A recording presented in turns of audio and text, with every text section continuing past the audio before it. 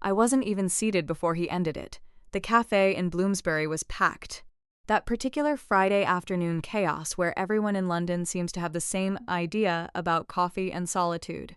Soft jazz drifted from overhead speakers, mixing with the hiss of the espresso machine.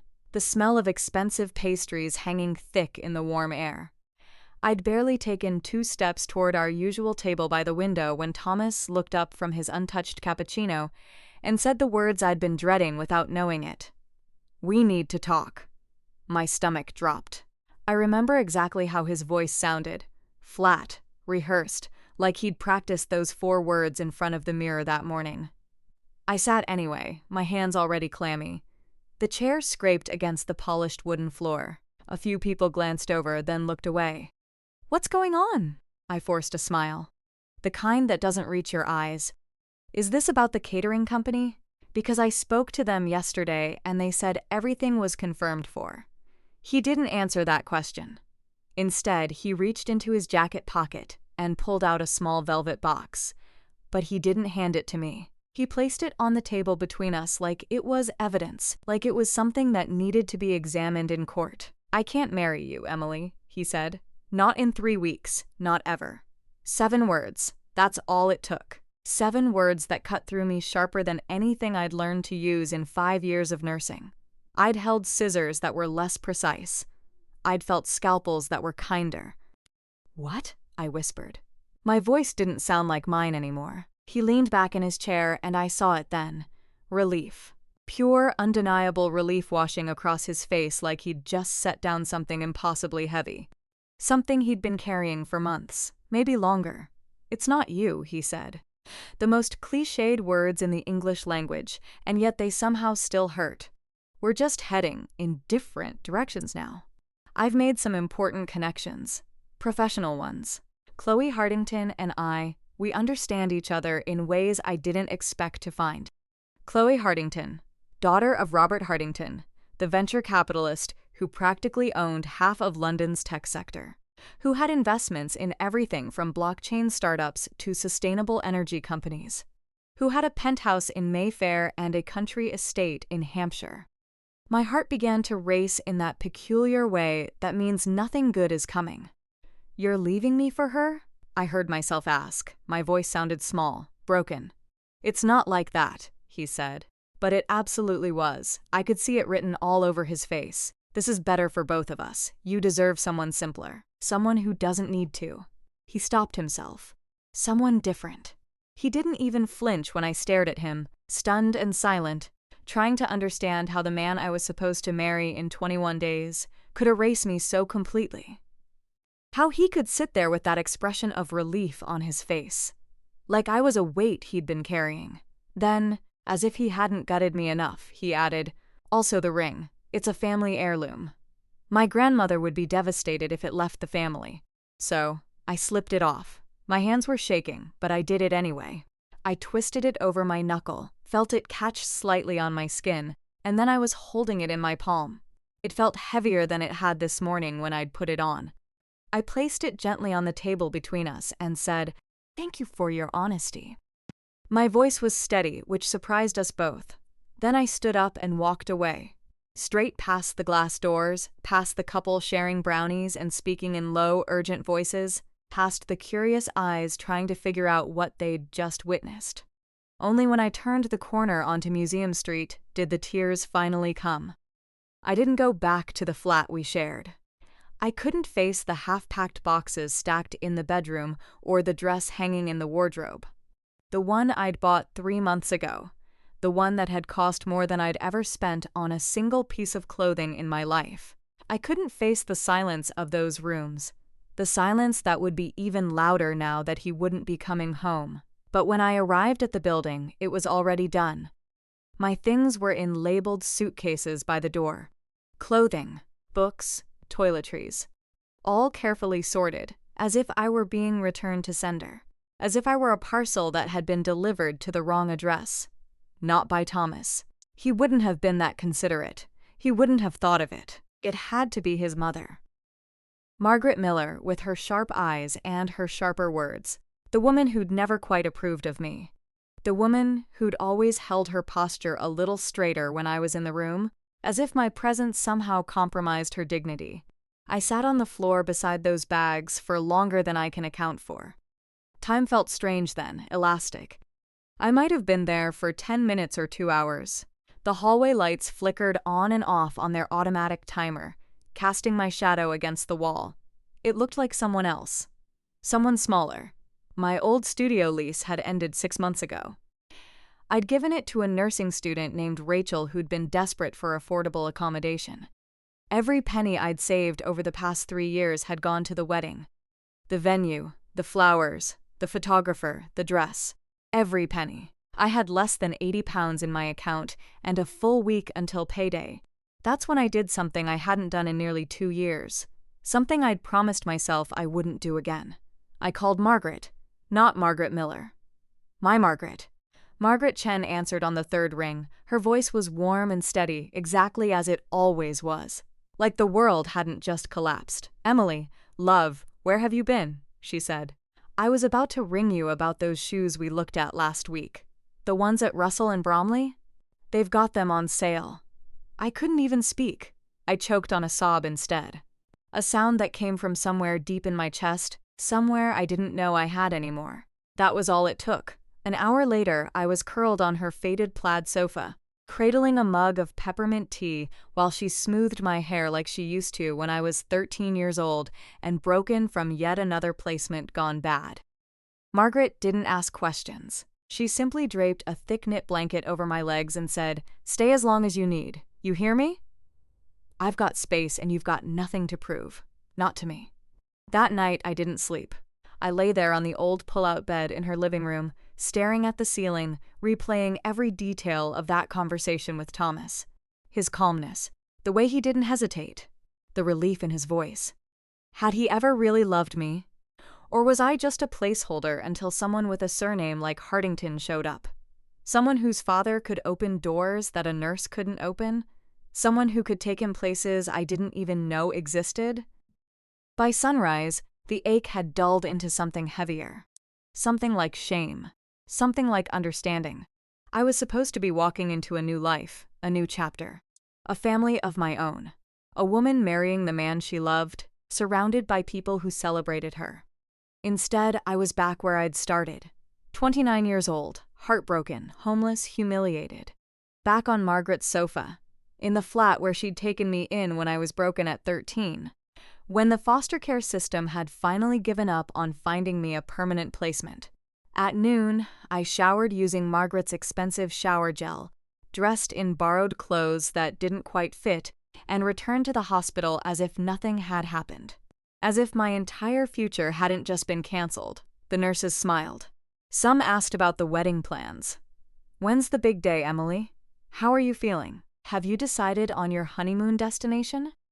I smiled back, nodded, lied, because telling the truth felt like it would tear me open all over again, because saying the words out loud would make it real in a way I wasn't ready for. But as I changed into my scrubs and checked my patient assignments, I knew something for certain. I couldn't stay here. Not in this city, not with these memories. Not while Thomas Miller and Chloe Hardington toasted champagne to their bright, aligned future just across the border in the home counties. Not when I had nowhere else to go and nothing left to lose. 3 days passed. 3 slow, aching days where I went through the motions on the hospital floor while trying to keep my insides from unraveling completely. I smiled when people asked about the wedding. I said it had been postponed. I said Thomas had a business trip come up unexpectedly. I said I was fine. I said too much. But on the 3rd day, while I was checking vitals in room 8, an elderly gentleman recovering from a hip replacement, Rachel peeked her head in and caught my eye. Rachel was our blunt, no-nonsense charge nurse, the kind of woman who'd seen everything and had opinions about most of it. "You still looking for an escape route from this place?" she asked quietly. I blinked. "What?" She motioned me into the hallway and lowered her voice so that only I could hear. "You remember Lily from neurology? The one who was always going on about getting out of London?" "Yes," I said. "She left about a month ago, didn't she? She took a private care position." Live-in, high pay, benefits you wouldn't believe. But she quit last week. Couldn't handle the client. What client? I asked. Rachel raised an eyebrow. Some rich tech mogul, paralyzed from the waist down. Lives up in the Cotswolds in one of those impossible modern houses. The kind that costs more than most of us will earn in a lifetime. Apparently, he's a nightmare. Difficult. Demanding. Bitter. But Emily, she leaned in closer. The money is triple what we make here. Triple. Live-in suite, meals included. No roommates, no night shifts, just one patient. I hesitated. I'm not a caregiver, I said. I'm a hospital nurse. You're a registered nurse with 6 years of experience, she shot back. You're more qualified than half the people they've probably had through that house. And trust me, this bloke scares most of them off in under 2 weeks. You're stubborn, Emily. You don't take shit from anyone. That might actually work in your favor. I almost laughed. I wasn't sure what part of me still counted as stubborn anymore. Everything inside felt cracked, fractured, but something in her voice, the word escape, it echoed loudly in my head, like a bell ringing somewhere I couldn't reach. Do you have a contact? I asked. 10 minutes later, she handed me a small business card with a name written in sharp, elegant cursive. Margaret Ashford, estate manager. Beneath it, a mobile number and nothing else. It took me until midnight to call. I stood in the back alley of Margaret's terraced house in Bethnal Green in my coat, breathing in cold November air, the phone shaking in my hand like it weighed more than it should. Margaret Ashford picked up on the second ring. Her voice was crisp, professional, with just a hint of an accent I couldn't quite place. Yes, this is Emily Carter, I said. I was told there's a position available for a live-in nurse. A pause, then, are you available for an interview tomorrow morning at 9? I blinked. Yes, I can be there. Bring your credentials and references. The address will be texted shortly. Do not be late, she said. The line went dead. At 4:30 in the morning, I boarded the earliest flight out of London Stansted, connecting to a regional shuttle that climbed higher and higher into the hills of the Cotswolds until it felt like we'd left the real world behind. Everything felt like a dream I hadn't earned. The kind of dream you wake from suddenly, gasping, realizing it was never yours to begin with. And then I saw the house. It looked like a modern fortress. Glass, steel, and sharp edges woven into the hillside, as if someone had carved a mansion out of sunlight and stone. A long black gate swung open as my taxi approached, smoothly, silently, like it had been waiting for me. For a second, I wanted to tell the driver to turn around, to take me back to the station, to let me get on the next flight home. Too late, Margaret Ashford met me at the front door. A woman in her 60s, thin as wire, hair pulled into a tight twist, dark blue suit, without a wrinkle in sight. She looked me up and down with the precision of someone who'd worked in either the military or the NHS, probably both. You're early, she said. I didn't want to be late, I replied. Good, follow me. The interview was swift and efficient. She glanced over my resume, asked 4 sharp questions about my experience with spinal injuries, my ability to work independently, my understanding of confidentiality agreements, and whether I had any dependents. She didn't smile once, not even a twitch at the corners of her mouth, and when she finally spoke, her voice carried the weight of someone used to being obeyed. The position is yours, Miss Carter. The terms are simple. Round-the-clock availability, 2 days off per month, no visitors without explicit permission. Medical knowledge is crucial. Discretion is non-negotiable. Your patient is a complicated man. You'll be living on the 2nd floor, adjacent to his suite. Meals and lodging are included. Salary, £8,000 per month plus performance bonus depending on his condition's progression. The position starts immediately. I tried not to react. I gripped the arms of the chair to keep from laughing out loud. It was triple what I made at the hospital. It was more money than I'd ever made in my life. It was a way out. I didn't have a plan. I didn't have anything but an overstuffed duffel bag and a bleeding heart and a desperate need to disappear. But I said yes. I said it without hesitating. Margaret slid a folder across the table. This is your contract. Review it before tomorrow. Your patient is Mr. Ryan Hale. The name meant nothing to me then. It would soon mean everything. The next morning, I stood outside his door, folder in hand. my heart thundering so hard I could feel it in my throat. The hallway was quiet, hushed by the kind of carpet that swallowed footsteps. Everything about this house was polished and cold. Stone floors, sleek lines, expensive silence. The kind of silence that makes you feel like you're trespassing. Margaret stood beside me, clipboard pressed to her chest like a shield. "You're sure you want this?" she asked without looking at me. "I signed the contract," I said. "That's not what I asked." I swallowed. "Yes, I'm sure." She knocked twice, then opened the door without waiting for a response. The room was enormous.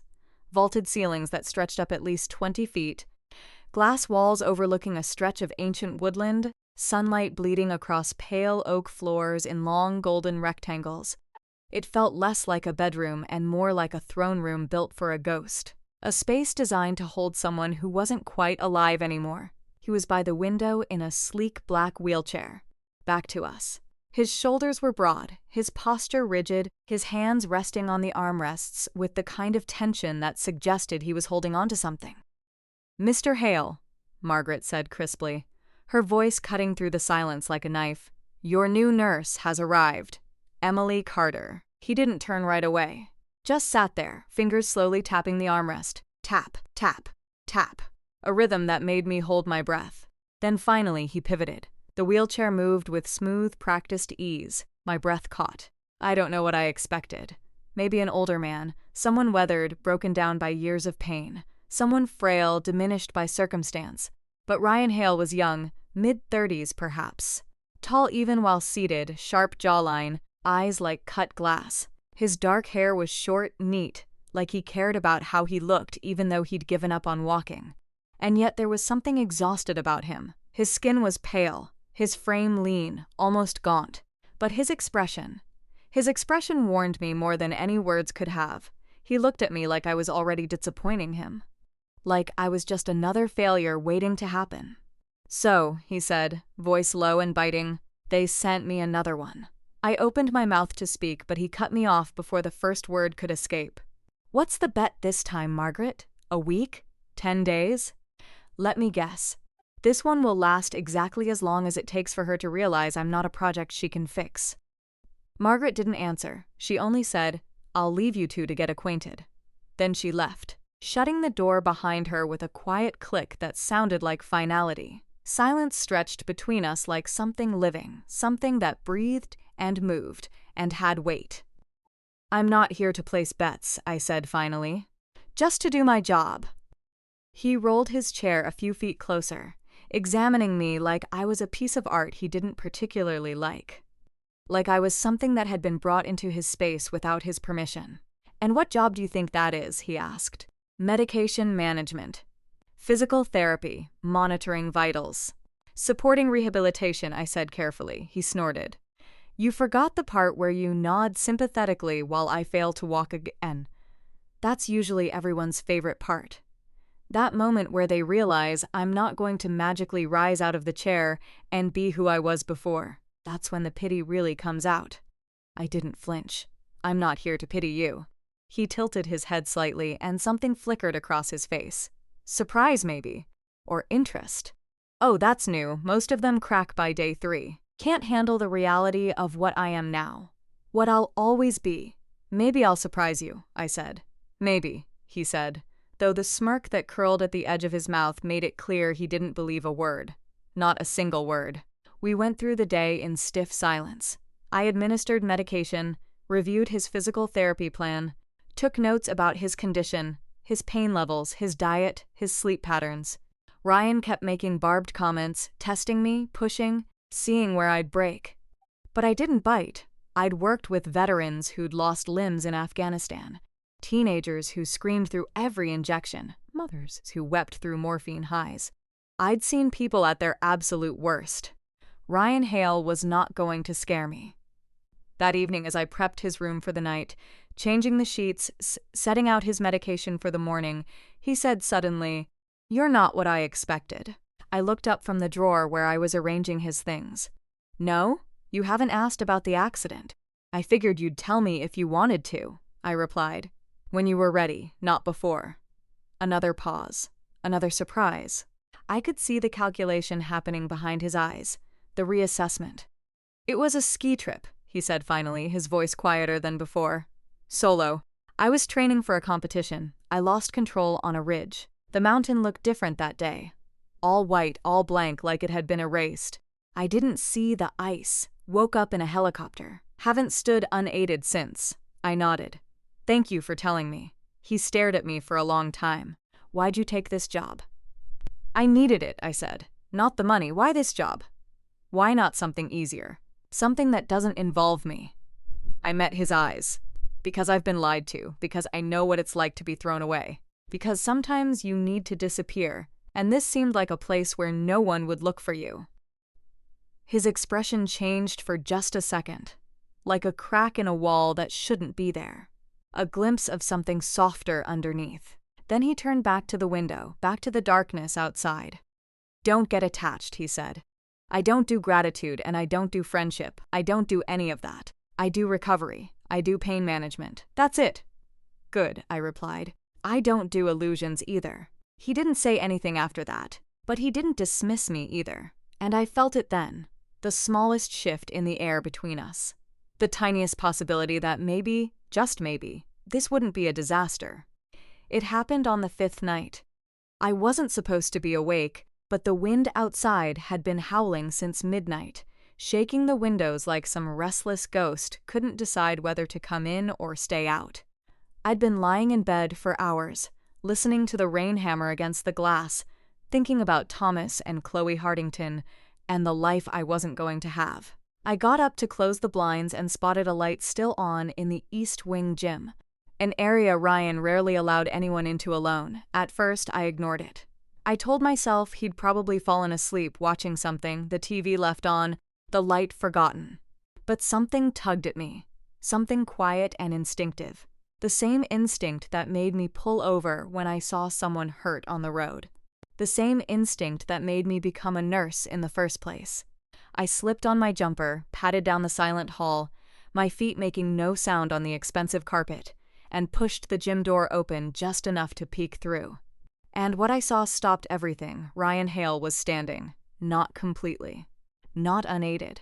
But he was gripping a pair of parallel bars, his arms tense with strain, sweat dripping down his temple, his legs trembling beneath him, every muscle taut with the effort of defying gravity. But he was doing it, slowly, determinedly, step by painstaking step, one foot forward, then the other, breathing hard, concentrating with an intensity that made his jaw clench. My breath caught. He didn't notice me at first. He was too focused, too consumed by the sheer effort of what his body was trying to do. But the soft creak of the door gave me away. He turned, saw me, and his expression shifted instantly from effort to rage, pure, undeniable rage.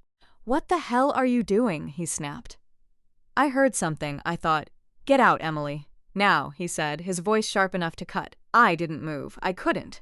Not because I was frozen with fear, but because something in my chest had already changed. In that moment, I understood. He wasn't hopeless. He wasn't finished. He was hiding. He was hiding progress. "Why?" I asked softly. "Why are you keeping this a secret?" His hands clenched tighter around the bars, knuckles white, the veins standing out on the backs of his hands. "Because the minute people see progress, they expect miracles. That's not how healing works.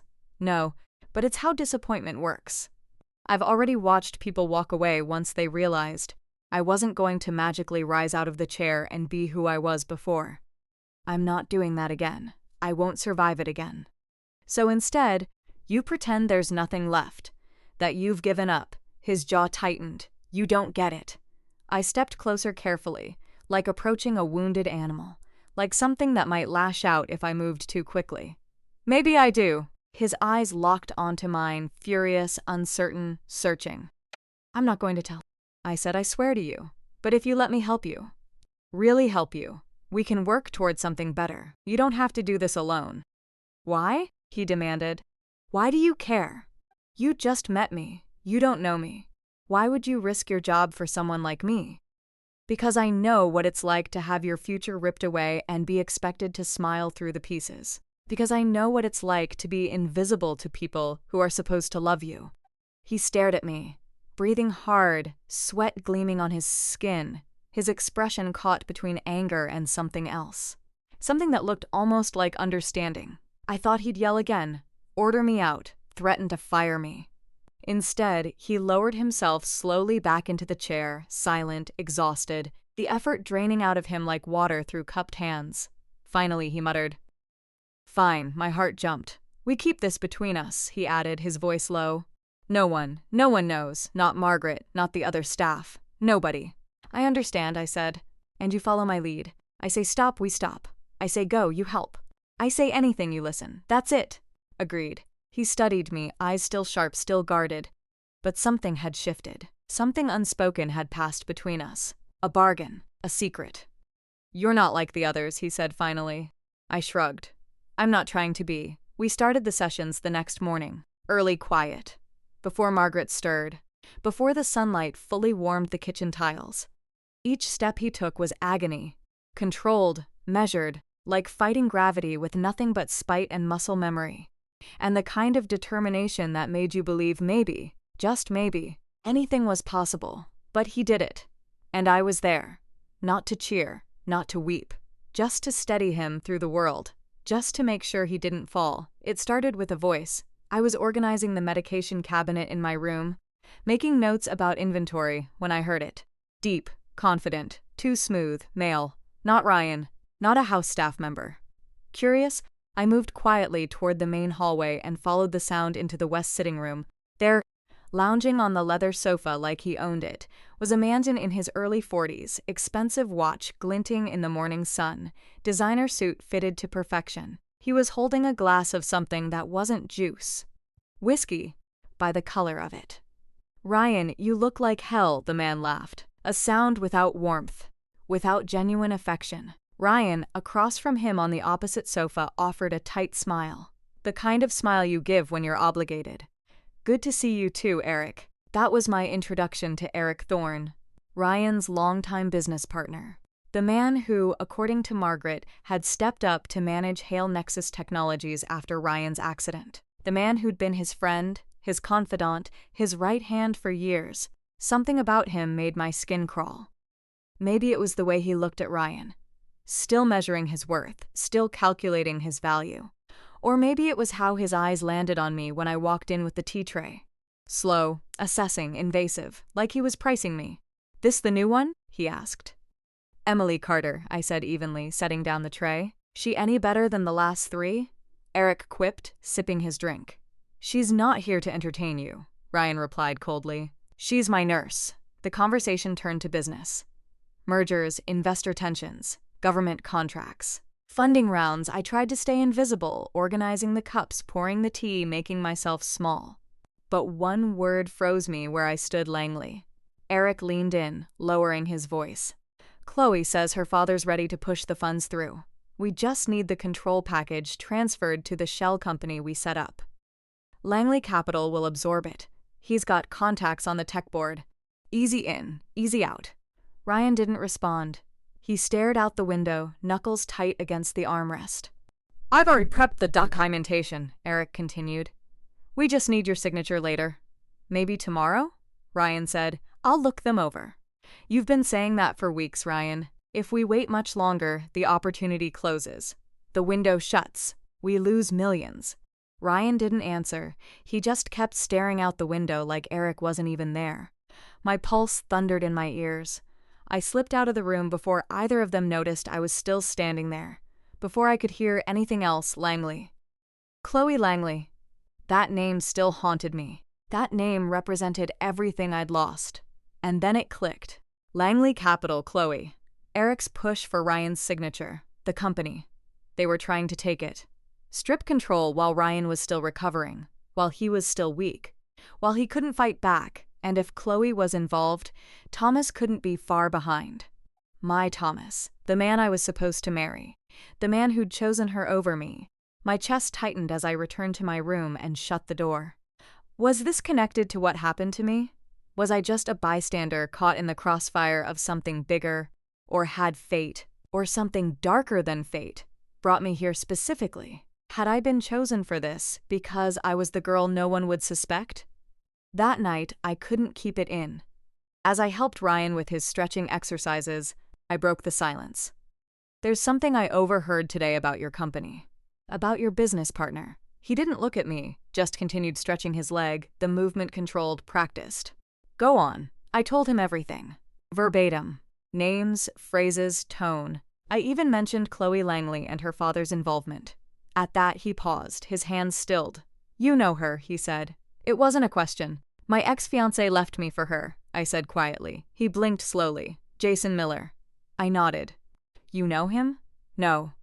But I've heard the name through Eric. He rolled away from the wall and stared at me. Really stared at me. Are you suggesting that my business partner and your ex-fiancé are working on something together? That this is all connected? I'm suggesting it's too much of a coincidence. He didn't say anything for a long moment. The silence stretched. Then finally, I'll review the documents. That was it. I tried not to feel crushed. I'd hoped for more, maybe belief, maybe action. But instead, Ryan returned to silence, like everything I'd said had gone straight into a void. That night, I paced my room like a caged animal. Was I wrong? Was I imagining shadows where there was only air? Or worse, was I right, and no one would believe me? The next morning, he knocked on my door. He never knocked. When I opened it, Ryan sat in his wheelchair, a folder in his lap. You were right, he said. Langley Capital isn't just investing. They're restructuring everything. The paperwork transfers decision-making rights and ownership to a holding company Eric formed 2 months ago. It's hidden under layers of shell companies and offshore accounts.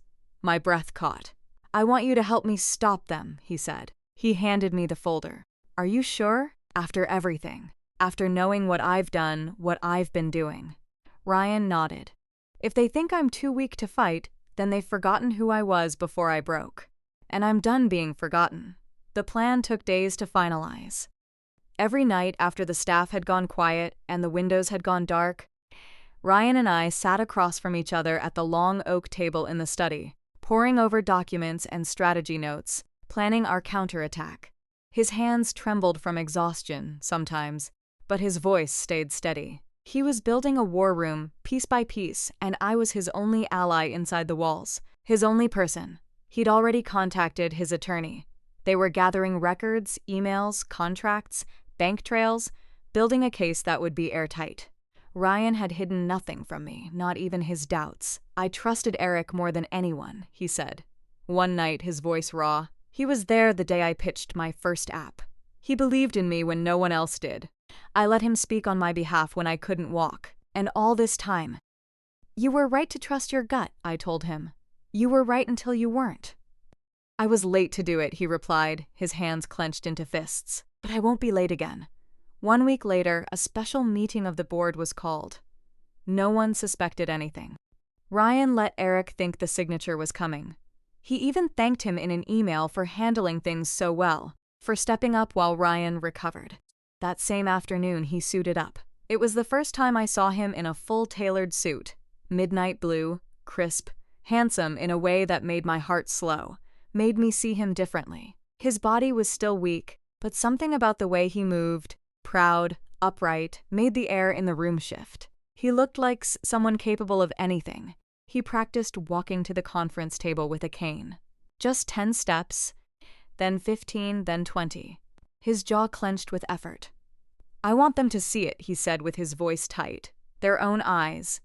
I want them to see that I'm not finished. The day of the meeting, we arrived 15 minutes early. The building was all glass and chrome and too much silence. Heads turned as we entered. Ryan walking beside me, jaw set, steps measured but firm. Not perfect, but real. Shock rippled through the halls like an electric current. In the boardroom, Eric sat at the head of the table. Laura Hardington was there too. Chloe's mother, I realized, in a dove gray suit, legs crossed, lips painted like war, and beside her Thomas. He looked smaller than I remembered him. Still handsome, still smug, but less polished now, like something borrowed that hadn't been returned quite right. Like he already knew he'd made a mistake, but was in too deep to back out. When Ryan stepped into the room, cane in hand, the silence snapped like a rubber band pulled too tight. You're walking, Eric said. His face had gone pale. Not perfectly, Ryan replied, but enough. He didn't sit at the far end. He walked directly to the head of the table, paused, and looked Eric dead in the eyes. "This meeting is now under my authority," he said calmly, "and I'll begin with this." He placed a folder on the table and flipped it open. The room watched as he laid out every forged trail, every backdoor clause, every proof of Eric's attempt to hand control of Hale Nexus Technologies to a private shell company owned by Langley Capital. Every crime committed in the name of ambition and greed. Laura didn't flinch. Thomas shifted uncomfortably, avoiding my eyes. Eric's face slowly drained of color. "You can't prove intent," Eric muttered, but his voice had lost all its confidence. "I don't have to," Ryan replied. "I only have to prove breach of fiduciary duty, which I just did. The rest, well, that's for the authorities to worry about." The board stirred. The general counsel stood. "Mr. Hale, would you like to request an immediate vote of no confidence?" "I would," Ryan said, effective immediately. Chaos erupted. Laura rose first, her heels clicking against the marble floor like gunshots. "You don't know who you're messing with, Ryan." "Oh, I do," he said softly. "A woman who hides behind her father's name and a man who sells out everything for a shortcut. For money. For status." She scoffed. "And your nurse? What is she? Your girlfriend now. Your co-conspirator?" "She's my co-founder," Ryan said, turning to look at me for the first time since the meeting began. "She's the reason I'm standing here at all. She believed in me when I'd stopped believing in myself. She's worth more than all of you combined." Thomas looked away. He couldn't meet my eyes. The board voted. It was unanimous. Eric was removed. The contracts nullified. Control reverted to Ryan. When it was done and the room cleared out, when Laura and Thomas had been escorted out by security, when the lawyers had packed up their briefcases, and the board members had dispersed like smoke, Ryan and I stayed behind alone in the empty boardroom. He leaned on his cane, breathing hard, but his eyes shone with something I'd never seen before. Victory, maybe. Or simply the exhaustion of fighting and winning. "You did it," I whispered. "No," he said, turning to me. "We did." And then, just for a second, he smiled, wide and full and real, and I realized something I hadn't let myself believe until that moment. He wasn't the only one who'd taken his first steps that day. So had I, weeks past. The mansion no longer felt like a mausoleum. The windows were open more often. Light poured into the halls, and even the garden, once dry and overgrown, breathed again. Ryan still had hard days, still limped, still had to brace against pain. But the bitterness that used to trail behind every step had started to lift. So had mine, the wedding I never had. I stopped mourning it. The name I almost took, the future I thought I'd have. I let it go, slowly, carefully, like releasing a bird you'd been holding too tightly. I began seeing myself as more than just someone who'd been discarded, more than just a nurse, more than just the girl who'd been left at the altar. I started reading again. Running short laps on the private trail behind the house. Laughing without guilt. Laughing because something had changed inside me. Something had healed.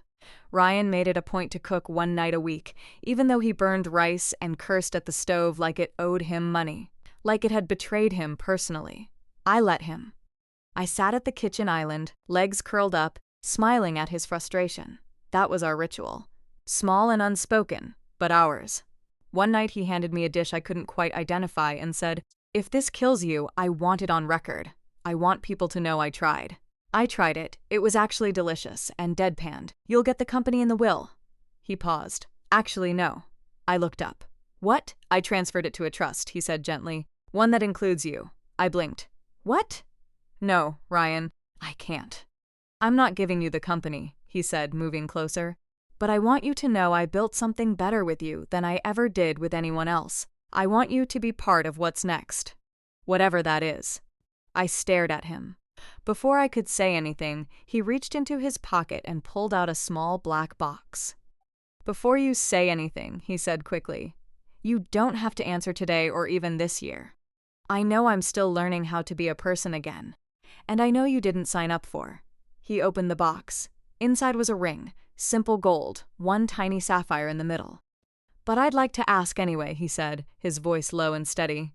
"Will you consider walking this road with me? Not because I need saving, but because with you I remember who I am." I didn't cry. I thought I might, but instead, I felt something else, something steady, a sense of arrival, like I'd walked through the darkest part of the forest and found not a castle, but a clearing. A quiet place to breathe again. I took the ring, slid it onto my finger. "I'm not saying yes," I whispered, smiling. "But I'm not saying no." He laughed. "That sounds exactly like you." We didn't rush. There were no grand announcements, no headlines, just more mornings, more progress. He walked half a mile on his own. The following month, I passed my certification to open my own private practice. We hired more staff. I stayed in the house, but it no longer felt like his. It felt like ours. As for Thomas, he texted once, 2 lines, asking if I was okay. I never replied. I didn't need to, because the truth was I'd already gotten everything I was supposed to get from that heartbreak. A lesson, a detour, a doorway into a life I hadn't even dared to imagine. And Ryan, he stopped using the chair altogether by the autumn. On his birthday, we took a short trip up to the coast. Just us.